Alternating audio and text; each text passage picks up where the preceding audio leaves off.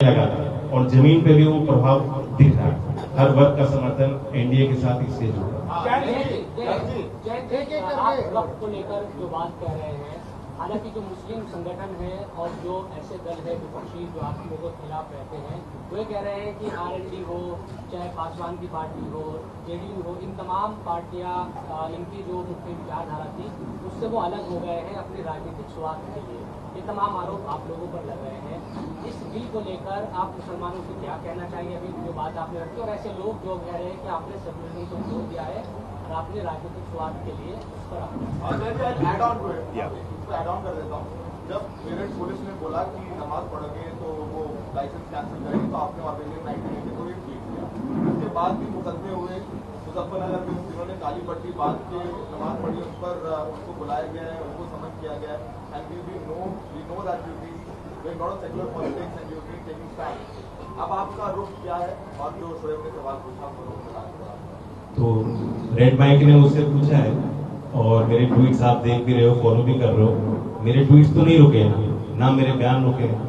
ये एक सफल प्रयास है यूपी पुलिस को सुधारने का, हमारी कोशिश, मैं इतना ही कह सकता हूँ। बाकी राज्य सरकार के हाथ में है वो निर्णय लेना, लेकिन कहीं भी कोई हानि ना हो।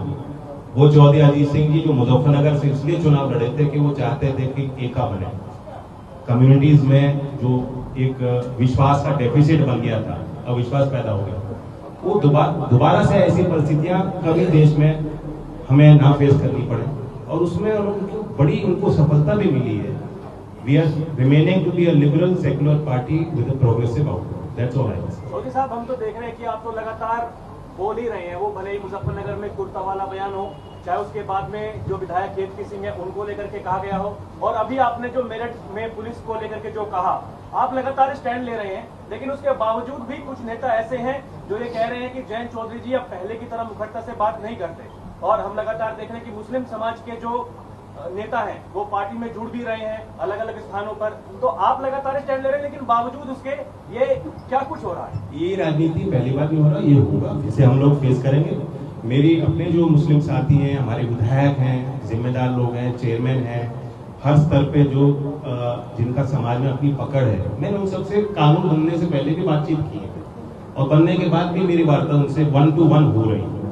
और किसी ने भी ये नहीं कहा कि वो उनको ये महसूस हो रहा है कि देश की दिशा गलत की तरफ जा रही हो, या लोकदल ने अपने असूलों के साथ कोई समझौता किया हो।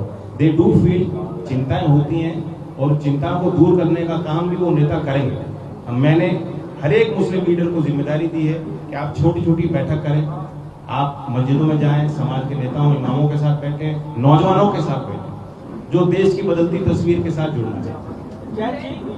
पार्टी विस्तार को लेकर एक सवाल है, उसमें आपका अपील है, प्रधानमंत्री जिस तरह से युवाओं को राजनीति में आने के लिए प्रेरित कर रहे हैं, आपकी पार्टी क्या उस लाइन पे जाएगी? You should be aware, private bill मैंने जब मैं एमपी था पेश किया था कि 21 साल की उम्र में अगर आप वोट कर सकते हो, शादी कर सकते हो, अधिकारी बन सकते हो, समाज के लिए फैसले ले सकते हो, तो जिस चुनाव में वोट कर रहे हो उसमें आप एक प्रत्याशी नहीं बन सकते। तो विधायक और सांसद बनने की एज भी घटनी चाहिए। और फिर मुझे लगता है कि हमारे सांसद चंदन चौहान ने भी दोबारा एक पिटीशन इसमें संसद की प्रक्रिया में शामिल किया।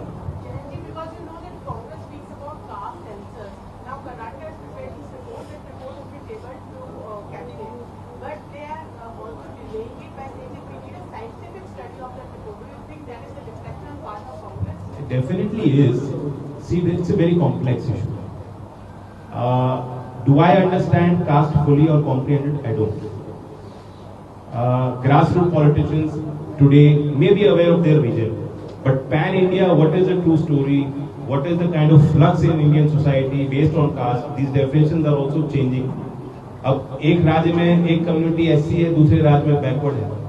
दिल्ली में, यूपी में कश्यप समाज के लोग दिल्ली आते हैं, काम करते हैं, और वो 20 साल से उनके नाम में शर्मा लिखा जा रहा है।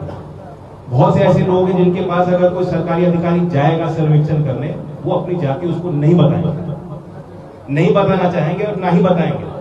तो ऐसे में सरकारी तंत्र किस हिसाब से सर्वेक्षण करेगा, उसमें किस तरह की पुख्ता जानकारियां सामने आएंगी, मेरा अनुभव कुछ और कहता है। तो it's a very complex issue, simplified for a political reason.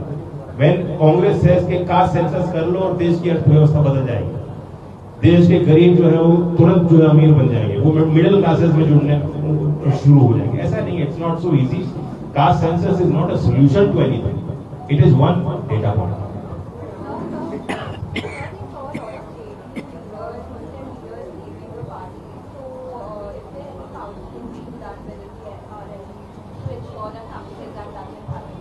See, R&D में our leaders counsel me, I don't counsel them. So they are very mature people. They have their own experience. No one is leaving our party. No one of any import is leaving our party. And today, many influential people have joined the party. Thank you.